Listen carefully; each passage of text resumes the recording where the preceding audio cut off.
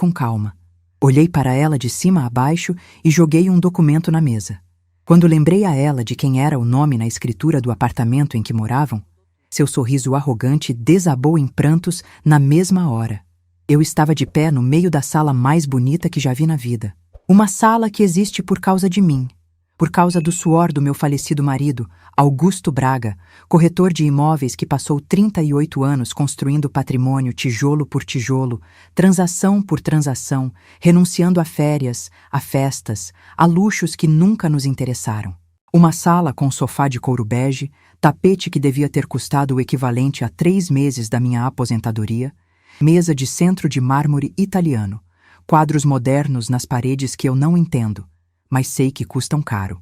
Uma sala que existe no nome Iracema Furtado Braga, registrada em cartório, com todos os impostos pagos, com a certidão de matrícula atualizada naquela mesma manhã de sábado. E nessa sala, em pé diante de mim, com um conjunto esportivo de marca que não me peças para pronunciar, com a postura ereta de quem foi criada para dar ordens, com o olhar frio de uma gerente de recursos humanos acostumada a demitir pessoas sem titubear, estava minha filha. Amanda Braga Rocha, 33 anos, minha carne, meu sangue, a menina que eu pari numa madrugada de tempestade no Hospital Geral de Fortaleza, com dor que me fez gritar o nome de Deus em voz alta. Essa menina acabava de dizer para mim, olhando nos meus olhos, com uma crueldade calculada que ainda hoje me dói no osso: Mãe, olha para você. Roupas velhas, cabelo branco, aquele jeito de professorinha aposentada. Você não combina com o nosso estilo de vida. Ninguém quer uma velha como você atrapalhando nossa vida. Então, por favor, vai para casa e para de aparecer sem avisar. Deixa eu te contar como cheguei até aquele momento. Porque histórias assim não começam com uma frase. Elas começam muito antes. Começam nos silêncios acumulados, nas visitas que ficam mais curtas, nos telefonemas que ficam mais raros, na educação que vai aos poucos sendo substituída por indiferença, e a indiferença por desprezo. Naquela manhã de sábado, eu tinha acordado cedo, como sempre acordo. O corpo de professora aposentada ainda carrega o relógio biológico dos anos de escola. Às 5:30 já estava de pé, já tinha feito o café, já tinha sentado na mesa da cozinha, com a xícara na mão, olhando para o quintal da minha casa no Montese. Uma casa simples, de 2 quartos, com cheiro de alecrim que planto na janela e de café que faço forte, do jeito que o Augusto gostava. O cheiro do café naquela manhã era exatamente igual ao de toda manhã, mas aquela manhã ia ser diferente de todas as outras. Fui ao cartório cedo. Procedimento de rotina que o Augusto me ensinou a fazer todo ano sem falta. Atualizar as certidões de matrícula dos 3 imóveis que estão no meu nome. Iracema, ele dizia, com aquela voz grave e paciente de homem que passou a vida ensinando outros a cuidar do que é seu. Patrimônio sem documentação atualizada é patrimônio vulnerável. Todo ano, sem falhar, você vai ao cartório. E eu fui. Durante os 6 anos desde que ele partiu, nunca deixei de ir, porque o Augusto não está mais aqui para me ensinar, mas as lições dele ainda estão gravadas dentro de mim como inscrições em pedra. O cartório de registro de imóveis do bairro fica a 12 minutos de carro da minha casa. Conheço a recepcionista pelo nome, Margarida, uma mulher de meia idade que sempre me recebe com um sorriso e pergunta pelas crianças da ONG.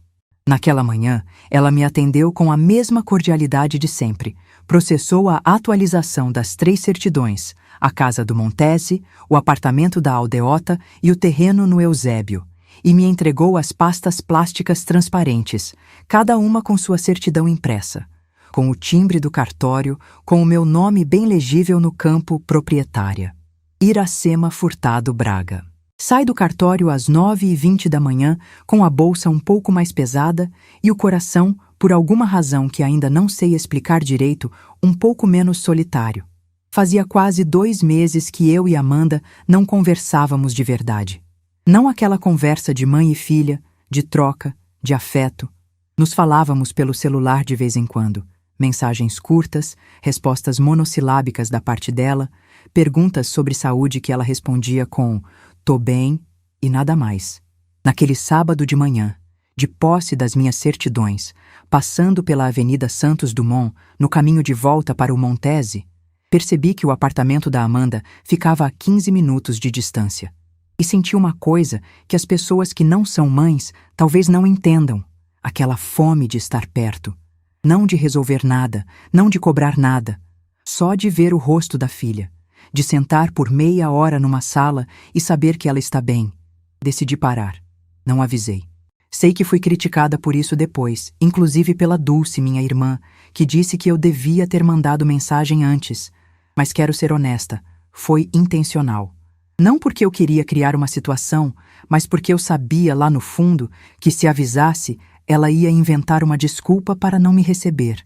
E eu precisava de companhia da minha filha naquele dia. Precisava de um abraço. Tinha 70 anos, 6 anos de viuvez, uma casa cheirando a café sem ninguém para tomar junto. Fui.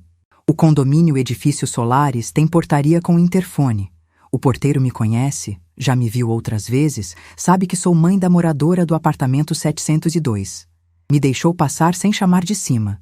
Subi de elevador, caminhei pelo corredor forrado de carpete bege, parei diante da porta do 702 e toquei a campainha. Enquanto esperava, percebi que podia ouvir vozes do lado de dentro. A da Amanda, tensa, e a do Vinícius, mais baixa. Então a porta abriu.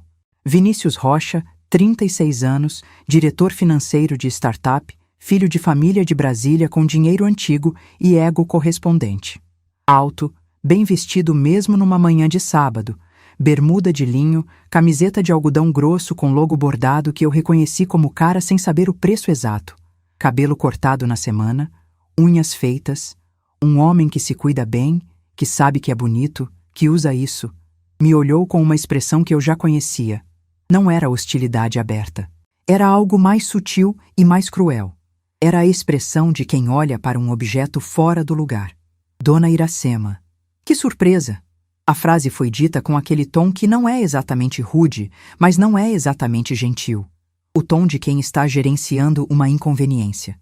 Ficou parado na porta. Não me convidou para entrar. Seu corpo bloqueava sutilmente a passagem, como quem está esperando que o problema se resolva sozinho. Precisei ser eu a dizer: posso entrar? Só vim dar um oi para a Amanda. Entrei. A sala estava impecável, como eu já descrevi. Aquela sala que tem o cheiro de aromatizador de ambiente caro. Uma fragrância amadeirada e suave que não é desagradável, mas que parece projetada para impressionar, para sinalizar para os visitantes que aqui mora gente de posse. O tipo de cheiro que não é da casa, é da performance da casa. Sofá de couro bege que se amoleceu com o uso, mas ainda tem aquele brilho de coisa nova. Tapete espesso. Cortinas de linho que filtravam a luz do sol de outubro, em Fortaleza, numa luz dourada e artificial. Tudo muito bonito. Tudo muito distante da casa onde criei a Amanda, com sofá de tecido que eu reestofei 2 vezes, com cortinas que costurei à mão nas madrugadas quando ela era pequenininha. Amanda estava no sofá, notebook no colo, óculos de grau com armação fina que ela passou a usar 2 anos atrás.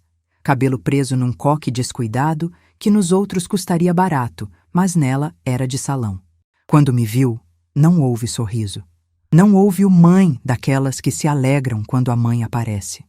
Houve o fechar lento e calculado do notebook, a retirada dos óculos, o olhar que me avaliou da cabeça aos pés, a blusa de algodão bege, a saia comprida marrom, a bolsa de couro sintético que comprei há 4 anos, as sandálias simples, o cabelo branco completamente branco cortado curto, as rugas fundas, as mãos calejadas de décadas de giz. Ela me avaliou e decidiu que eu estava faltando. Mãe, o que você está fazendo aqui? Tentei ser leve. Tentei sorrir do jeito que mães sorriem quando estão disfarçando a dor de não serem bem-vindas. Vim te ver, filha. Faz quase 2 meses que a gente não se fala direito. Ela suspirou. Não um suspiro de cansaço. Não um suspiro de quem teve um dia difícil, um suspiro de quem está sendo importunado por algo menor. Vinícius veio sentar ao lado dela no sofá, cruzou os braços com uma postura que espelhava a dela, e os dois me olharam como um tribunal olha para um réu. Mãe, a gente está meio ocupado hoje. Vai ter gente aqui daqui a pouco. Amigos do Vinícius, pessoas importantes. Entendi, mas ainda assim insisti. Porque mãe é assim. Mãe continua mesmo quando deveria parar. Não vou ficar muito tempo, só queria tomar um cafezinho, conversar um pouco. Ela revirou os olhos. E Vinícius deu uma risadinha, curta, nasal, daquelas que não precisam de palavras, porque a mensagem já está inteira na expiração de ar. Foi quando Amanda se levantou. Veio até onde eu estava parada, perto da estante de madeira clara onde ficavam os livros dela. Livros de gestão de pessoas, de marketing pessoal, de culinária francesa. Veio até mim e me olhou de cima a baixo com uma lentidão deliberada. Quero que você entenda que essa mulher sabe exatamente o que está fazendo. Ela não estava com raiva. Não estava alterada. Estava fria, calculada, precisa, da mesma forma que ela analisa um currículo antes de convocar ou recusar uma candidatura. Ela me avaliou como se eu fosse uma candidatura inadequada para a vaga de mãe que ela precisava. Mãe, olha para você. Pausa. Roupas velhas, cabelo branco, aquele jeito de professorinha aposentada. Pausa. Você não combina com o nosso estilo de vida. Pausa. Ninguém quer uma velha como você atrapalhando nossa vida. Pausa. Então, por favor, vai para casa e para de aparecer sem avisar. O silêncio que caiu naquela sala foi de um peso que eu nunca senti antes. Era o silêncio que acontece depois de um cristal caro cair no chão. Aquele momento entre a queda e o impacto, quando você já sabe que está quebrado, mas ainda não viu os pedaços. Vinícius estava sorrindo. Não tentava esconder. Aprovava com o sorriso de quem assistia a uma cena que aguardava há tempos. Eu fiquei parada. O corpo imóvel, como se ele tivesse esquecido as instruções básicas de como funcionar. Tentei processar. Tentei fazer aquelas palavras fazerem sentido em algum lugar dentro de mim, que as reconhecesse como vindas da minha filha. Mas não reconheciam. Porque a mulher que as disse não era a menina do desenho guardado na Bíblia. Não era a criança que correu para mim na saída da escola com um retrato e minha mãe é minha melhor amiga, escrito com letra de criança. Essa mulher era uma estranha que usava o rosto da Amanda. Engoli a seco, não uma vez, 3 vezes. Engoli tudo. A dor, o espanto, os 33 anos de mãe, os 8 meses de gravidez difícil com pressão alta, as noites em claro, os pés que latejavam depois de um dia inteiro de sala de aula, quando ela era pequenininha e eu chegava em casa e ainda precisava fazer jantar e ajudar com tarefa. Engoli tudo. E decidi que não ia derramar uma única lágrima na frente daqueles 2. Aprendi em 70 anos de existência, em décadas de sala de aula, com crianças que testam limites, com pais difíceis, com diretores arbitrários, com a vida que não pergunta se você está preparada antes de te dar uma rasteira. Aprendi que lágrimas na frente de quem quer te ver quebrada são munição. Você chora e eles crescem. Você chora e eles ganham. Não ia deixar. Me levantei do sofá muito devagar. A lentidão era intencional, e eles perceberam isso. Percebi que os 2 me observavam com uma atenção diferente, como se a calma deles tivesse começado a rachar levemente diante da calma maior de mim. Peguei minha bolsa e sorri. Não um sorriso de amargura, não um sorriso de luta, um sorriso sereno, daquele tipo que confunde porque não mostra nenhuma emoção que faça sentido para quem está esperando lágrimas ou grito. O sorriso de quem sabe de algo que o outro ainda não sabe. Olhei para Amanda de cima a baixo com a mesma lentidão avaliativa que ela tinha me olhado, e disse, com uma voz baixa, com aquela voz de professora acostumada a fazer sala de 40 crianças ficar em silêncio com um murmúrio. Amanda, você tem certeza que é isso que você quer falar para mim?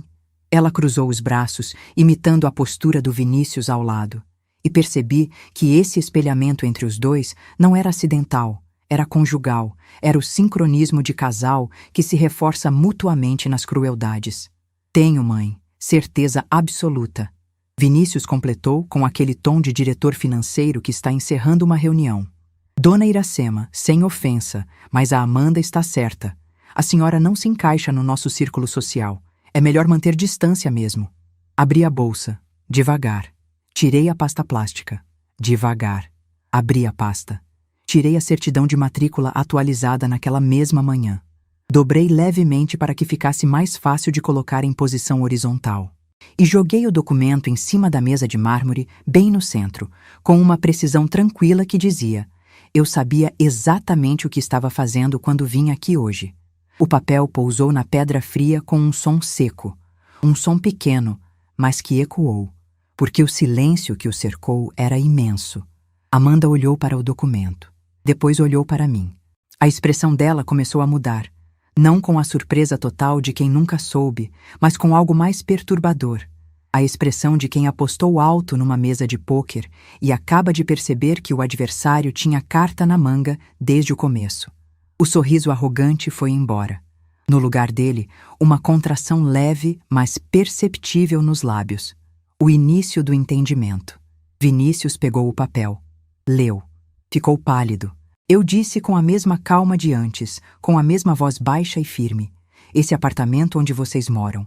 Esse apartamento de 120 metros quadrados na Aldeota, com 2 suítes, varanda gourmet, 2 vagas de garagem, nesse edifício aqui onde você recebe suas pessoas importantes. Esse apartamento está registrado no meu nome, desde 2015.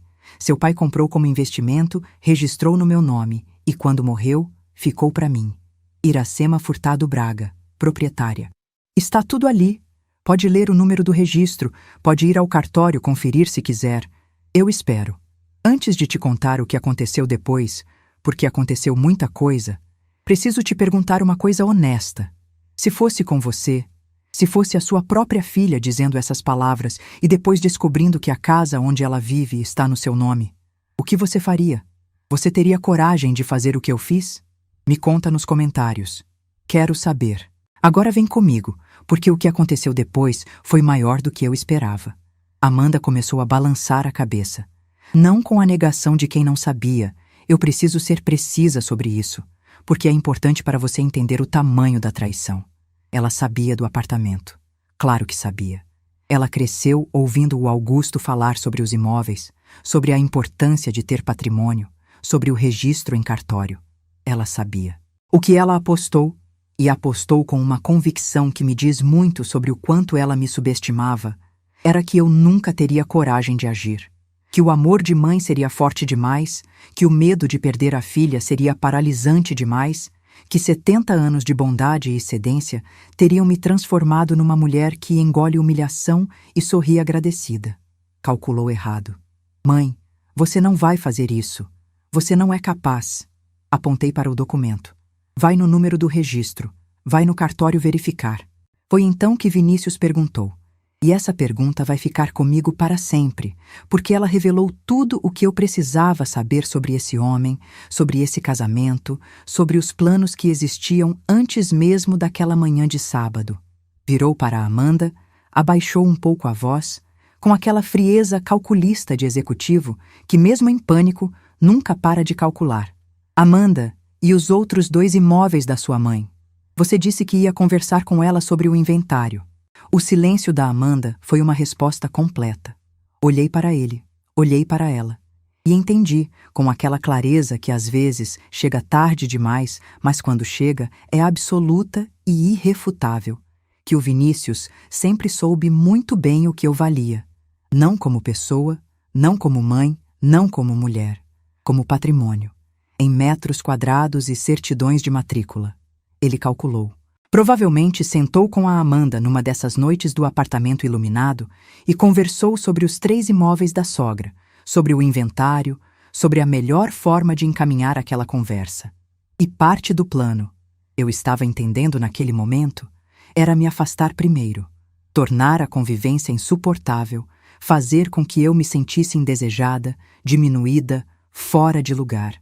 Até que eu, sozinha, desorientada, talvez pensando que a filha um dia voltaria se eu fizesse o que ela quisesse, cedesse com os documentos, ou assinasse algo, ou fizesse um inventário antes da hora. Mas você deixou a gente morar aqui sem... Amanda começou, e eu interrompi. Sem o quê, Amanda? Sem cobrar aluguel? Sem pedir nada em troca? Porque eu sou sua mãe. Porque quando seu pai morreu e você veio me pedir para usar o apartamento só até conseguir comprar o de vocês, eu disse sim. De graça, sem contrato, sem exigência, porque eu amo você, amei a vida inteira, e porque eu achei que um dia você ia valorizar isso. O sorriso arrogante da Amanda foi substituído por um choro. Não aquele choro que eu vi em outras vezes, aquele choro de teatro que ela aprendeu cedo, o choro para manipular, para conseguir o que queria, o choro que sempre funcionou comigo porque eu sou mãe, e mãe chora junto com o filho automaticamente. Era choro real, de pânico, de mulher que viu o tabuleiro virar e percebeu que não tem mais movimento. Mãe, espera. Eu não quis dizer aquilo assim. Eu estava nervosa, eu... Levantei a mão. Aquele gesto que 30 anos de sala de aula torna natural. A mão levantada que pede silêncio. Sentei, cruzei as mãos no colo e disse, com a clareza de quem sabe exatamente o que está dizendo: vocês têm 60 dias para desocupar o imóvel. Na segunda-feira eu entro com notificação extrajudicial. Juridicamente, vocês são ocupantes sem título. Não há contrato de comodato registrado, não há recibo de aluguel, não há nada além de um acordo verbal entre mãe e filha que a filha acaba de demonstrar que não merece. A lei está do meu lado. Se quiserem contratar advogado, contratem. Mas contratem um bom, porque a escritura é sólida. Vinícius tentou negociar. Mesmo naquele momento, mesmo com o apartamento tremendo embaixo dos pés, o instinto de executivo financeiro de startup não desligou. Dona Iracema, vamos conversar com calma. Tenho certeza que podemos chegar num acordo. Quanto a senhora quer? Quanto precisa pagar para deixar a gente ficar? Olhei para ele com uma piedade genuína. Não raiva, não desprezo. Piedade, que é uma coisa diferente, que vem de cima. Vinícius, você acabou de concordar, em silêncio e sorrindo, com minha filha me chamando de velha indesejada. E agora acha que pode comprar meu perdão com cheque? Ele ficou sem resposta. Amanda estava soluçando no chão com as mãos no rosto. Peguei a escritura de volta. Guardei na pasta. Guardei na bolsa. Disse, antes de sair, as últimas palavras que eu tinha a dizer naquele apartamento. Amanda, eu te criei. Paguei sua escola, sua faculdade, suas roupas, sua comida. Quando você casou e me pediu o apartamento, dei. Porque achei que amor de mãe era incondicional. Hoje eu aprendi que amor incondicional não significa aceitar desrespeito. Vocês têm 60 dias, usem bem. E saí. No elevador, olhei para o espelho da cabine. Vi uma mulher de cabelos completamente brancos, blusinha de algodão, bolsa modesta. A mesma que tinha sido chamada de velha indesejada havia 6 minutos. Tentei reconhecer quem era aquela mulher. Era a mesma pessoa que tinha entrado 40 minutos atrás, cheia de saudade da filha? Era, mas alguma coisa tinha mudado na estrutura, como uma parede que absorveu o impacto e não caiu, mas nunca mais será exatamente a mesma. No estacionamento, sentei no carro. Não mexi por um tempo que não sei medir. Veio uma memória que eu não chamei. Amanda, com 6 anos, na saída da escola onde eu lecionava, correndo com um desenho na mão. Uma mulher de cabelo branco e uma menininha. E embaixo escrito com letra de criança irregular e apaixonada. Minha mãe é minha melhor amiga. Esse desenho está guardado dentro da minha Bíblia, dobrado com cuidado como se fosse documento sagrado, porque para mim era. Coloquei a testa no volante e chorei. Não o choro contido que guardo para as situações que precisam de força. Esse choro foi outro. Foi o choro que sai da parte mais funda do corpo, do lugar onde a gente guarda tudo que não conseguiu processar durante décadas. Chorei a mãe que eu fui, a filha que ela deixou de ser. Os 33 anos de distância entre aquele desenho de criança e essa tarde de sábado. Chorei até o corpo parar, não porque as lágrimas acabaram, mas porque em algum ponto no meio daquela dor, uma clareza fria e precisa foi tomando o espaço das lágrimas, como água fria que vai subindo devagar. Pensei no Augusto, na voz dele naquelas noites de conversa na cozinha, com o café ainda morno entre as mãos, conversando sobre as crianças, sobre a escola, sobre a vida. Ele tinha uma frase que eu ouvi tantas vezes que ficou gravada em mim como gravura em pedra. Iracema, bondade sim. Mas capacho, nunca. Bondade sim. Mas capacho, nunca. Liguei o carro e dirigi de volta para o Montese. Essa noite eu não dormi.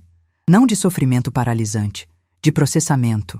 Fiquei na cama ouvindo o silêncio da casa, o silêncio de casa de viúva que tem o seu próprio som. Um silêncio com textura e peso diferente do silêncio das casas cheias. O ventilador de teto girando devagar. a calçada lá fora, onde de vez em quando passava um carro.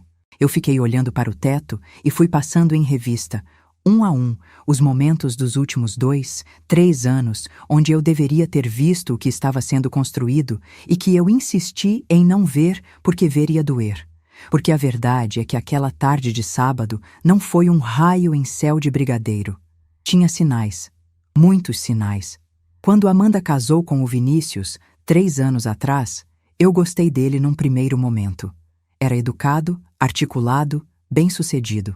Mas havia algo na maneira que ele me olhava nas raras ocasiões em que nos víamos.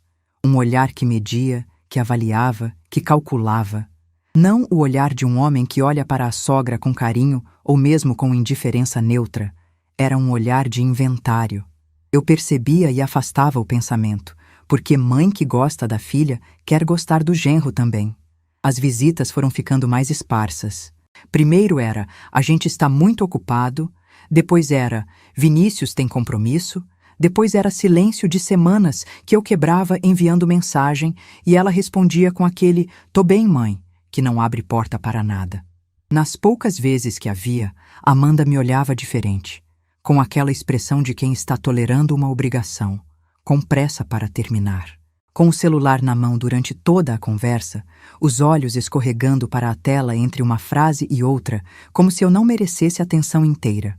Na última vez que estivemos juntas antes daquele sábado, um almoço no shopping, há quase 3 meses, ela chegou 40 minutos atrasada, ficou no celular a maior parte do tempo, pediu o prato mais caro do cardápio sem olhar o preço e pagou a conta com o cartão do Vinícius com o gesto despreocupado de quem nunca precisou contar centavo.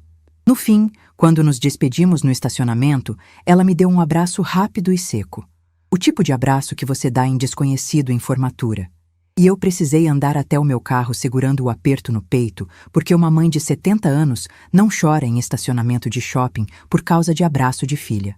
Agora, deitada no escuro, era como se todas essas peças soltas estivessem finalmente se encaixando. Não com conforto. Com o desconforto áspero da verdade que você adiou enxergar. Na segunda-feira de manhã, às 8 em ponto, liguei para o Dr. Arlindo Macedo, 74 anos. Advogado aposentado, colega do Augusto por 30 anos de carreira, padrinho de batismo da Amanda, desde que ela tinha 2 meses de vida. Um homem que vi chorar quando a Amanda entrou no ensino médio, que ficou vermelho de orgulho quando ela se formou, que esteve ao lado do Augusto no hospital nas últimas semanas. Um homem que conhece essa família, melhor do que qualquer outro ser humano fora dela. Contei tudo. O silêncio do outro lado da linha era denso. Não o silêncio de quem não sabe o que dizer, mas o silêncio de quem está sentindo o peso real do que está ouvindo. Quando terminei, ele ficou mais um momento quieto antes de falar. A voz estava embargada. Iracema, eu sou padrinho dessa menina. Vi ela crescer. Me dá um dia, preciso pensar direito antes de assinar qualquer coisa. Disse que entendia. Desliguei. No dia seguinte, terça-feira de manhã, o celular tocou às 7h40. Era ele. Trouxe os papéis. Me manda os documentos. Era tudo o que precisava saber. O Dr. Arlindo Macedo não precisou de mais explicação. Havia tomado sua decisão durante a noite, com aquela consciência pesada de padrinho que ama a de afilhada, mas entende, com os 74 anos dele e as décadas de lei nos ombros, que amor verdadeiro, às vezes, significa deixar que uma pessoa sinta as consequências do que escolheu ser. Em 3 dias, Amanda e Vinícius receberam a intimação extrajudicial formal, 60 dias para a desocupação voluntária do imóvel, sob pena de ação de reintegração de posse. O documento foi entregue por oficial de cartório num envelope branco com timbre, numa manhã comum de quarta-feira, cheiro de papel seco e tinta de impressão. Aquele cheiro de cartório que é o cheiro da lei quando ela bate na sua porta. Amanda me ligou naquela tarde. O número dela apareceu na tela do celular e eu fiquei olhando por uns segundos antes de atender. Quando atendi, ouvi o choro antes de ouvir a voz. Mãe, por favor. Mãe, eu errei. Eu sei que errei. Mas por favor não faz isso. Ouvi. Deixei ela falar tudo. Quando ela terminou, disse: Amanda, arrependimento não apaga a palavra dita. Você me chamou de velha indesejada na minha cara. Disse que eu atrapalho sua vida, então vou sair da sua vida. Completamente. Desliguei. Ela ligou de volta 15 vezes em sequência. Não atendi nenhuma. Nos dias seguintes, enquanto meu celular acusava tentativas de contato da Amanda, uma vez do Vinícius que eu rejeite na primeira chamada, eu me ocupei com as coisas da minha vida que tinham ficado um pouco para o lado enquanto eu carregava o peso de uma relação que nunca era equilibrada. Fui às crianças da ONG na quinta-feira.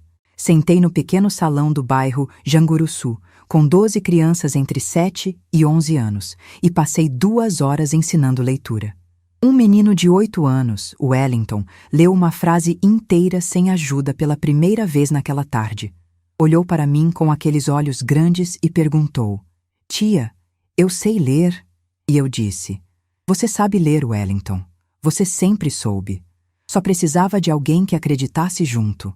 Fui para o carro chorando, mas esse era outro tipo de choro.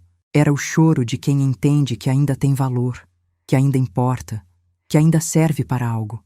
Não por imóvel ou por papel de cartório, mas por aquela frase que um menino de 8 anos leu pela primeira vez. Dulce, minha irmã mais nova, veio me ver numa tarde daquela semana. Ela chegou com um pote de caldo de galinha que fez em casa, o tipo de coisa que irmã faz quando não sabe como ajudar, mas sabe que fazer algo concreto é melhor que não fazer nada. Sentamos na cozinha, com o cheiro quente do caldo e o café que fiz por hábito, e ela me olhou com aqueles olhos que me conhecem há 68 anos e perguntou: "Iracema, você tem certeza disso? Ela é sua filha." Segurei a xícara com as 2 mãos. As mãos calejadas de décadas de giz, de varal, de panela, de serviço que nunca para. Olhei para a minha irmã. "Dulce, eu tenho 70 anos. Passei a vida inteira me doando. Pro Augusto, pro Amanda, pros meus alunos. Sempre fui a que cedia, a que perdoava, a que engolia a seco e seguia em frente. Mas sabe o que aprendi? Que bondade sem limite vira fraqueza. E eu não vou morrer sendo fraca." Dulce segurou minha mão por cima da mesa.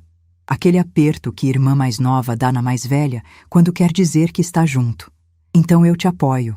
Até o fim." Tomamos o caldo. Ficamos 2 horas conversando.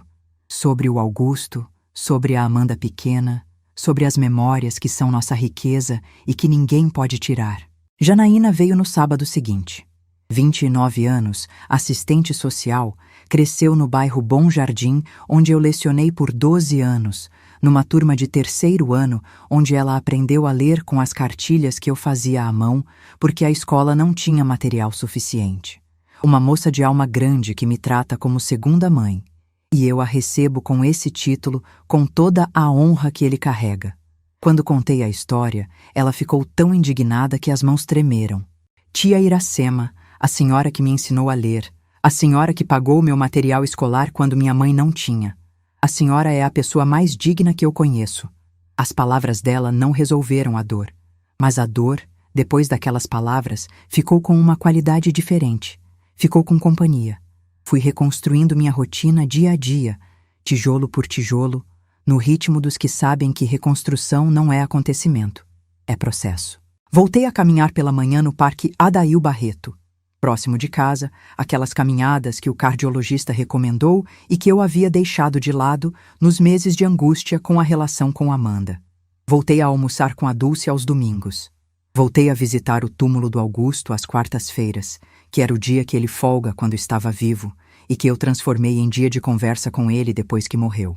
Nesses encontros no cemitério São João Batista, eu contava tudo o que tinha acontecido, em voz baixa, para não incomodar os outros visitantes, olhando para a lápide de granito escuro com o nome dele. E em algum ponto dessas conversas, eu comecei a sentir que ele aprovava. Numa tarde de terça-feira, 3 semanas depois da intimação, estava tomando o café da tarde sozinha quando percebi que estava cantando. Baixinho, uma música antiga que eu nem lembrava de ter na memória, uma marchinha que minha mãe cantava quando varria o quintal lá em Quixadá, onde crescemos eu e a Dulce. Parei de cantar e fiquei escutando o silêncio depois, e percebi que o silêncio da casa, aquele silêncio que me pesava tanto nos primeiros tempos da viuvez, estava soando diferente agora. Não mais como falta, como espaço, como o silêncio de quem está em paz consigo mesma. Mas a paz, aprendi nessa vida, dura o tempo exato que precisa durar para que a próxima coisa aconteça. Numa tarde de quinta-feira, 5 semanas depois da intimação, 25 dias antes do prazo de 60 dias se encerrar, estava na varanda da casa tomando água de coco gelada quando meu celular vibrou. Uma mensagem de um número que não estava salvo. Abri sem esperar nada. Era um áudio. O número não tinha nome, mas a mensagem de texto junto dizia apenas: Dona Iracema, sou a porteira dos Solares. A senhora não me conhece de nome, mas me conhece de vista. Preciso que a senhora escute isso. Não sou de me meter, mas o que ouvi me pareceu importante demais para ficar quieta. Cliquei no áudio com o coração batendo de um jeito que não consegui regular. A gravação era de má qualidade. Tinha o ruído do ambiente. Vozes sobrepostas. Mas as palavras centrais, aquelas que importavam, dava para ouvir com clareza suficiente para que o sentido fosse inequívoco. Era a voz do Vinícius, grave, nítida, falando num tom de quem está discutindo o negócio. E o que ele estava discutindo não era o apartamento. Eram os outros 2 imóveis. A casa do Montese, o terreno no Eusébio. E o nome que aparecia na conversa não era o meu. Era de um advogado que eu não conhecia. A tranquilidade que eu tinha construído nas últimas semanas estilhaçou. Isso não era só sobre o apartamento da aldeota. Tinha algo maior acontecendo. O áudio durou 38 segundos. Escutei 6 vezes seguidas, cada vez mais atenta a cada sílaba, cada vez mais certa do que estava ouvindo. A porteira, que eu fui buscar mais tarde identificar como Teresa, 52 anos, pernambucana, 8 anos trabalhando no condomínio Solares, tinha gravado uma conversa que escutou no hall de entrada quando o Vinícius estava no telefone, de costas para ela, achando que estava sozinho naquele espaço. O que dava para distinguir com clareza o nome de um advogado, Dr. Fábio Queiroz, e a menção ao processo de transferência, ao prazo antes do inventário e a uma palavra que me gelou por dentro quando identifiquei: tutela. Não o apartamento. A tutela. Tutela é um instrumento jurídico que existe para pessoas que são consideradas incapazes de gerir seus próprios bens e vida. Para idosos com comprometimento cognitivo. Para pessoas que, segundo um laudo médico, não têm plena capacidade civil.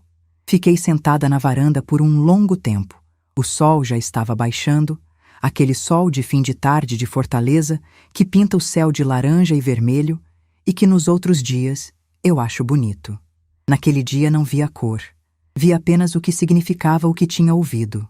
Vinícius não estava apenas planejando usar o apartamento.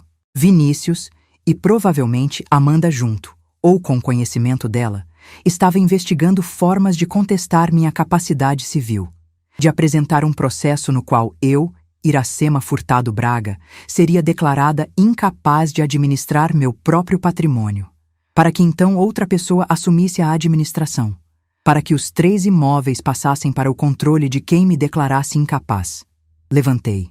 Entrei. Fui para a gaveta do escritório, a gaveta onde o Augusto guardava os documentos importantes, que eu nunca mudei de lugar depois que ele morreu, porque mexer nas organizações dele me parecia demais. Tirei a pasta vermelha com os papéis dos imóveis. Tirei a pasta amarela com os documentos médicos. Tirei a pasta verde com as correspondências. Pus tudo em cima da mesa e liguei para o Dr. Arlindo. Era 6:30 da tarde. Ele atendeu no segundo toque. Contei sobre o áudio.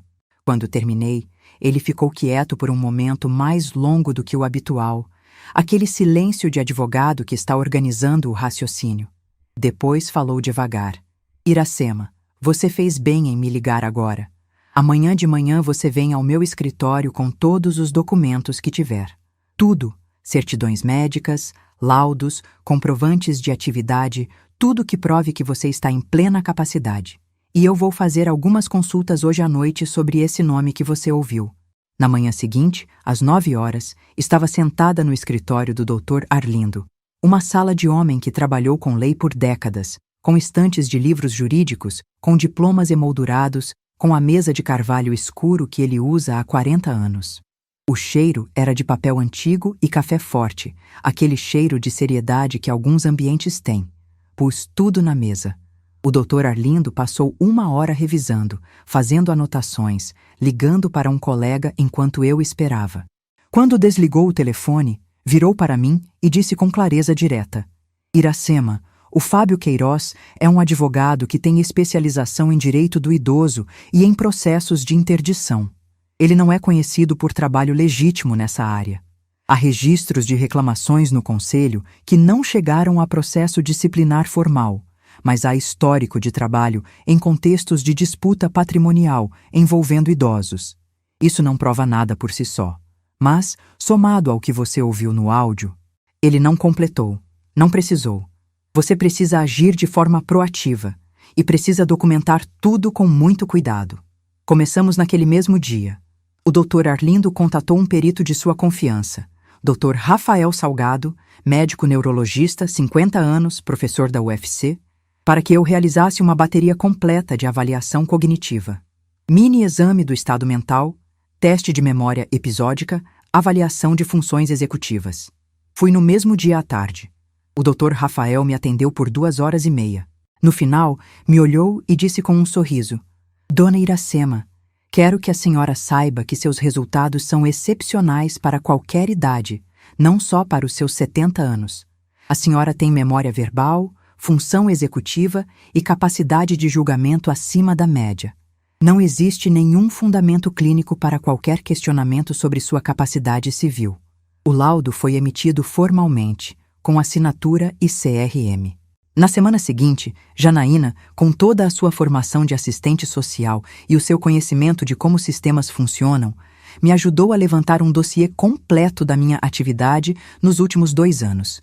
Relatórios da ONG, onde sou voluntária, atas de reunião com assinatura, laudos de alfabetização das crianças com minha supervisão documentada, comprovantes de presença em eventos, extratos bancários mostrando gestão financeira saudável e autônoma, declaração de imposto de renda em dia.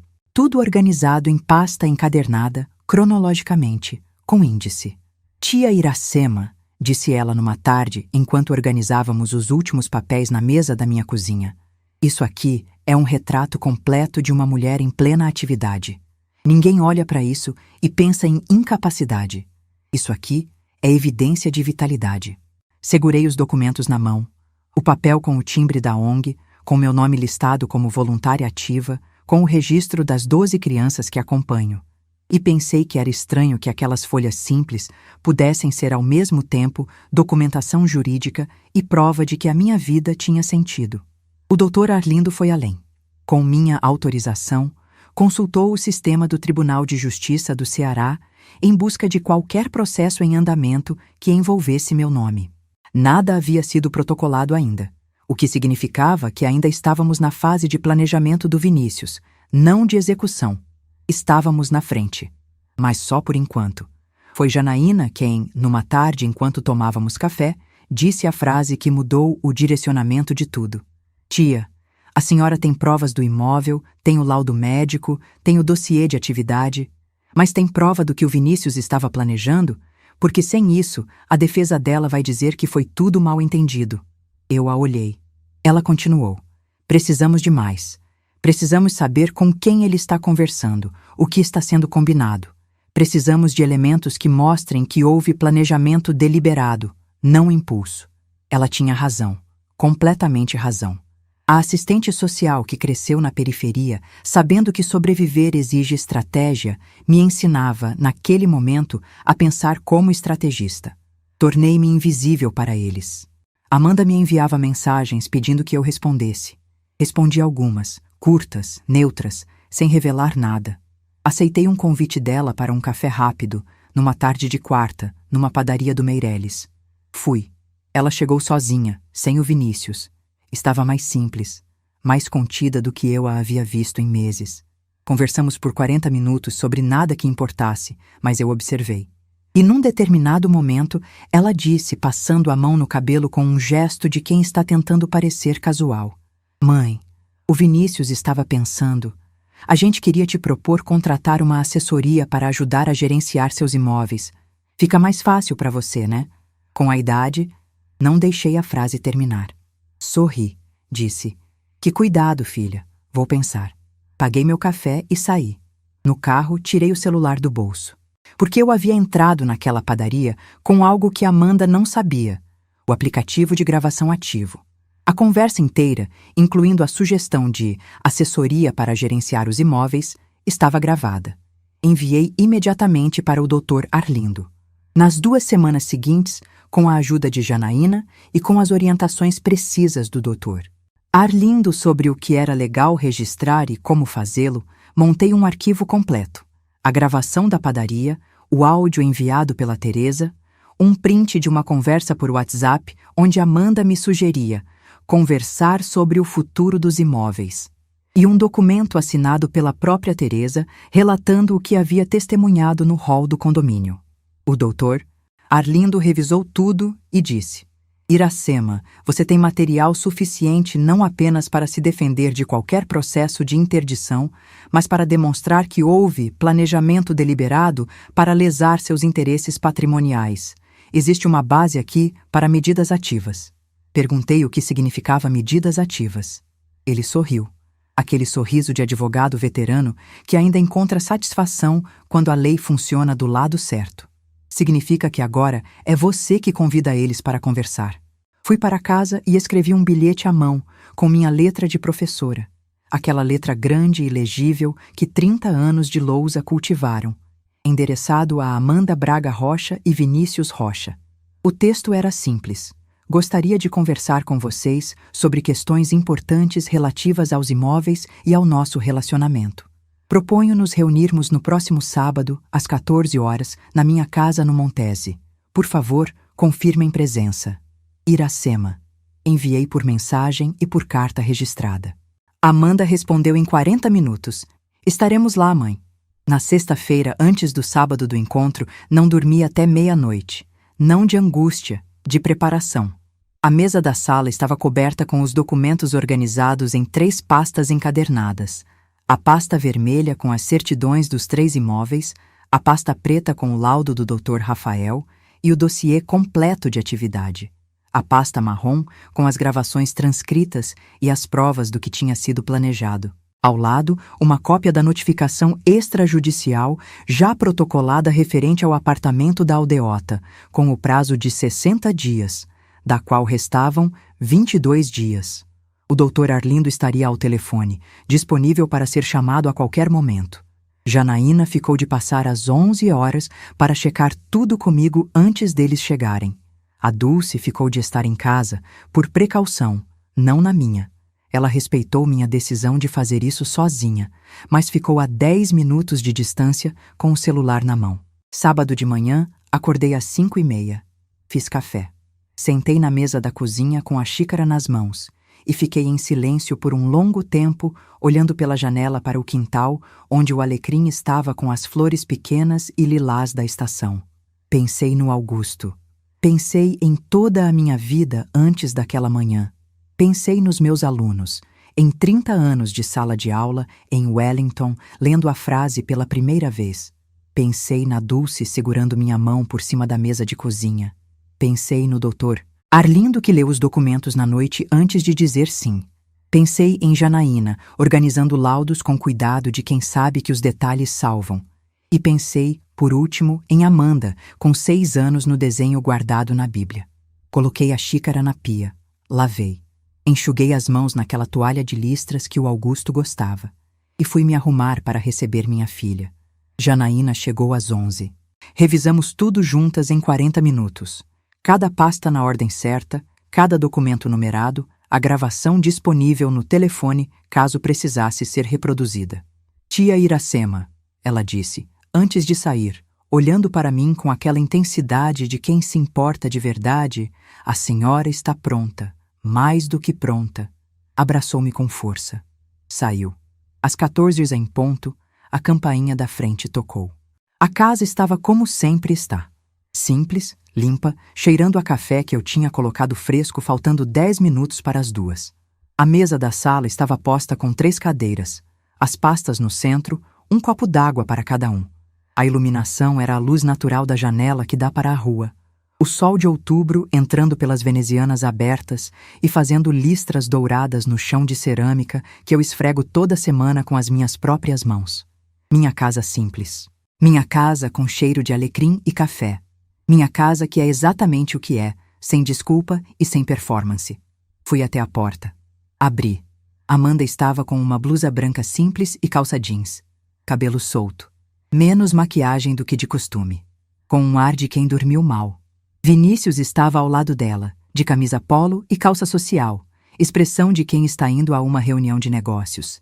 Aquela postura ligeiramente defensiva de homem que foi convocado para algo que não controlou. Os dois me olharam. Eu os olhei.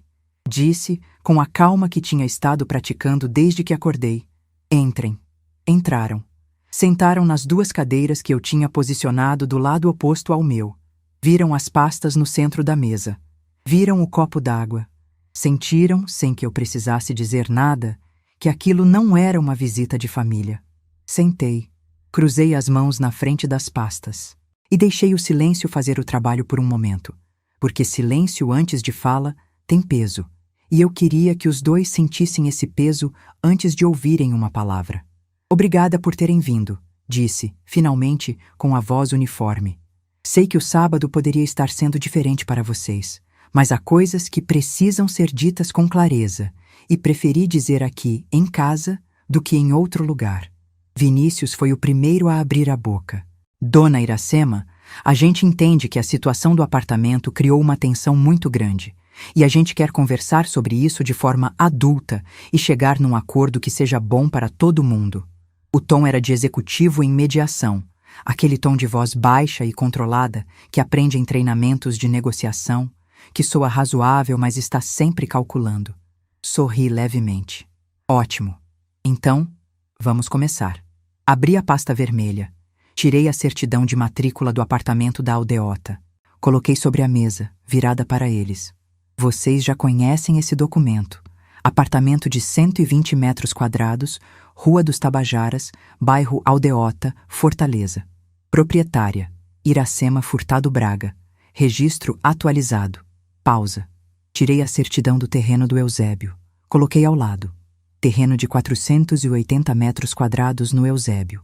Área que valoriza desde que o planejamento urbano do município foi aprovado, com valor de mercado atual estimado pelo ITBI em R$340 mil. Proprietária, Iracema Furtado Braga. Pausa. Tirei a certidão da casa do Montese. A casa onde estamos agora, imóvel quitado, 180 metros quadrados de terreno, construção de 90 metros quadrados, bairro Montese, Fortaleza. Proprietária, Iracema Furtado Braga. Amanda olhava para as certidões. Vinícius tinha a expressão do homem que foi ao encontro de uma negociação e percebeu que chegou sem as informações que achava ter. Abri a pasta preta. Esse aqui é meu laudo de avaliação neuropsicológica, realizado há 3 semanas pelo Dr. Rafael Salgado, neurologista, professor da Universidade Federal do Ceará. Funções executivas, memória episódica, capacidade de julgamento, orientação temporal e espacial. Tudo avaliado, tudo documentado. O doutor conclui que minha capacidade cognitiva é excepcionalmente preservada para a faixa etária e acima da média para qualquer idade. Há cópia aqui para cada um de vocês. Coloquei 2 cópias sobre a mesa. Menciono isso porque ficou registrado, numa conversa que vou mencionar mais tarde, o interesse em discutir a gestão dos meus imóveis com a minha idade, como justificativa. Quero que fique claro que minha capacidade civil é irrefutável e documentada. Vinícius ficou levemente mais pálido. Amanda virou para ele com uma expressão rápida que eu registrei. Abri a pasta marrom. Coloquei a folha com a transcrição do áudio gravado pela Teresa. No dia 15 de outubro, no hall de entrada do condomínio Edifício Solares, Vinícius Rocha foi gravado em conversa telefônica, na qual mencionou o nome de Fábio Queiroz, advogado com histórico de atuação em processos de interdição, em contexto que incluía os termos transferência, prazo antes do inventário e tutela. Essa gravação foi feita por uma testemunha que prestou declaração assinada e que está disponível para ser ouvida em processo judicial se necessário. Vinícius abriu a boca. Fechou. Coloquei a segunda folha. Em 3 de novembro, numa conversa em padaria, Amanda Braga Rocha sugeriu que eu contratasse uma assessoria para gerenciar os imóveis com a minha idade. Essa conversa foi gravada com meu aparelho celular, dentro das limitações legais que permitem gravação de conversa da qual a pessoa é participante. A transcrição está aqui. O áudio está no meu celular e foi enviado ao Dr. Arlindo Macedo, meu advogado. O silêncio que se instalou naquela sala tinha uma qualidade diferente do silêncio do apartamento da aldeota naquele sábado de um mês atrás. Aquele silêncio tinha sido de choque. Este era de compreensão. A compreensão dos dois de que estavam numa sala onde a outra pessoa sabia mais do que eles imaginavam. Amanda disse, com uma voz baixa que mal reconheci. Mãe, eu não terminei. Disse sem alterar o tom. Há mais. Coloquei a última folha. Esta é a situação legal atual, conforme a avaliação do Dr. Arlindo Macedo, advogado com 40 anos de experiência em direito civil e imobiliário. Ponto 1. A notificação extrajudicial para desocupação do apartamento da aldeota está ativa, com prazo de 22 dias restantes. Se não houver desocupação voluntária, haverá ação de reintegração de posse, com todos os custos processuais arcados pelos ocupantes. Ponto 2. Qualquer tentativa de contestação de minha capacidade civil encontrará como resposta imediata este laudo médico, este dossiê de atividade e estas gravações que evidenciam o planejamento premeditado, o que pode configurar tentativa de lesão patrimonial mediante abuso. Ponto 3. Todas as cópias destes documentos estão em posse do Dr. Arlindo Macedo, em envelope lacrado, com instrução de protocolar na Promotoria de Defesa do Idoso, caso qualquer processo seja iniciado contra minha capacidade civil. Pausa. Resumindo, vocês planejaram tomar o que é meu. Planejaram de forma deliberada, com a ajuda de um advogado especializado, enquanto eu ainda estava de luto pela ruptura com minha filha. O que vocês não calcularam é que eu tenho 70 anos de experiência em observar seres humanos. Passei a vida em sala de aula, e professor aprende a ler gente. Vinícius respirou fundo. Quando falou, foi com aquela última cartada de quem ainda tenta reverter o jogo perdido. Dona Iracema, posso explicar. O Dr. Queiroz foi uma consulta exploratória, nada foi protocolado, a gente estava tentando entender as opções. Não há intenção. Vinícius, interrompi, ainda com a mesma calma. Você é diretor financeiro. Sabe que consulta exploratória, com advogado especializado em interdição, mencionando prazos e transferências, não é uma conversa casual. Não precisa me explicar, eu entendo muito bem o que é isso.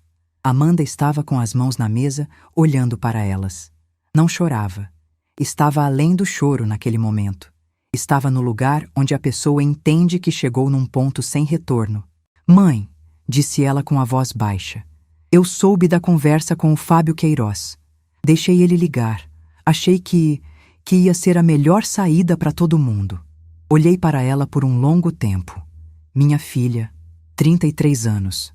Aquela menina que eu carregava no colo, que tinha os olhos do Augusto. Amanda, você me amou alguma vez? A pergunta saiu diferente de como eu a formulei mentalmente. Mais cansada, mais direta, mais verdadeira. Ela levantou os olhos, e pela primeira vez naquela tarde, vi naquele rosto algo que reconhecia. A criança que ela foi antes de virar o que é. Amei, disse ela. Eu ainda amo. Então foi o amor mais mal administrado que já vi, respondi. E eu já vi muito na vida. Me levantei. Com o porte ereto que 70 anos de dignidade constroem, não a dignidade que se compra com sofá de couro e tapete persa, mas a outra, a que se constrói tijolo por tijolo, com mãos calejadas e consciência limpa.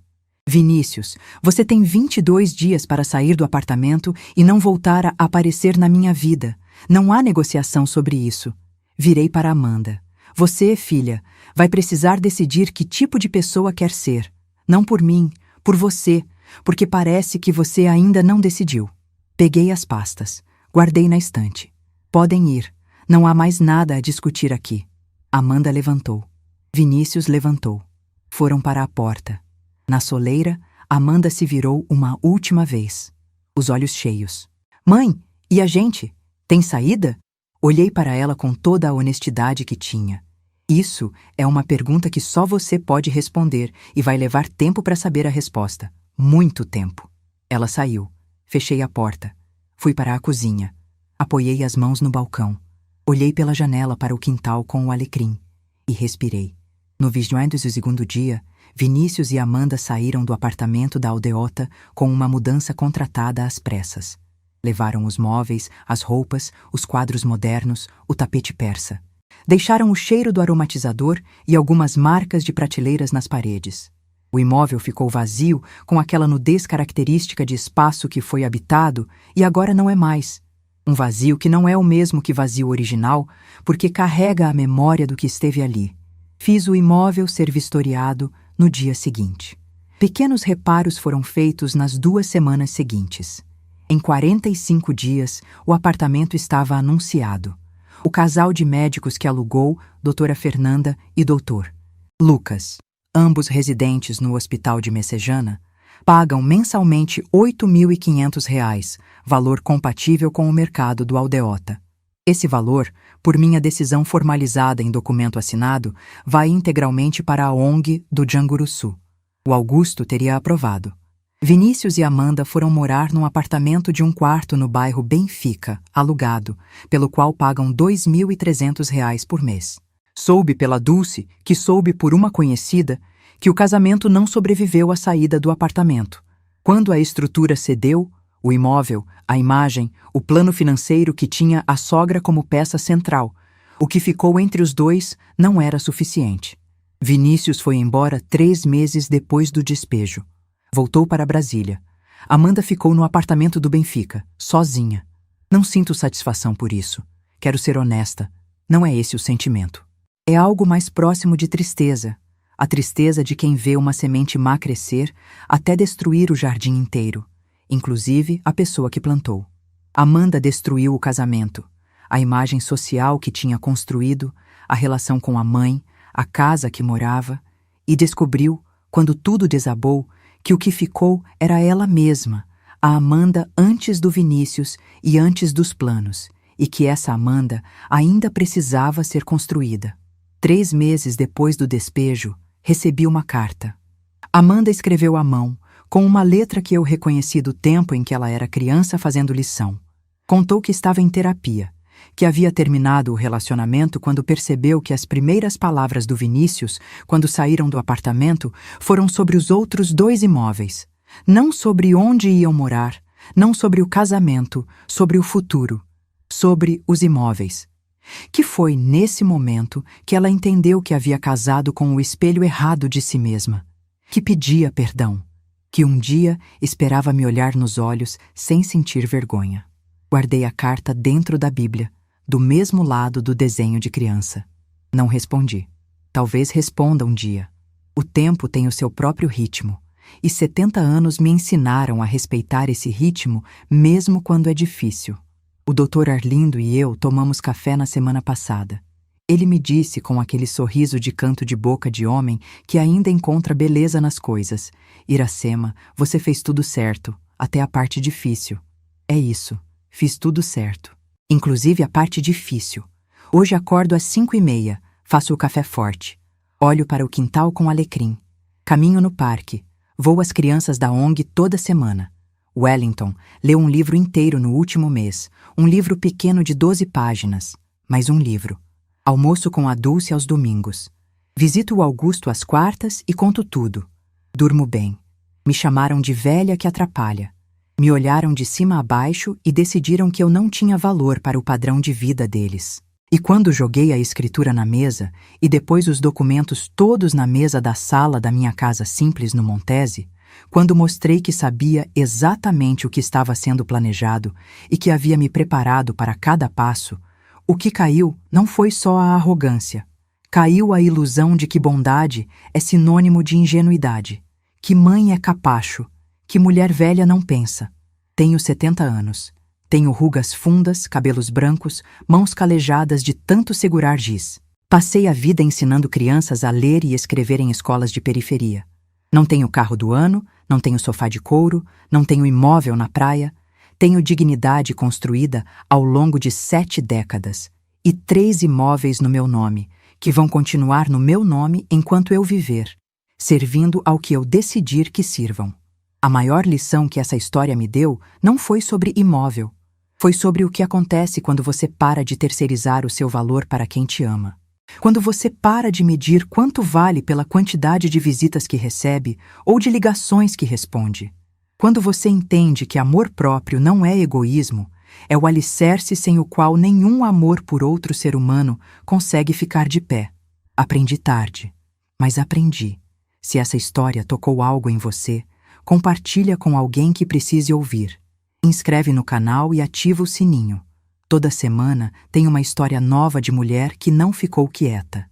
E clica na próxima história que está passando na tela agora. Ela é ainda mais forte do que essa.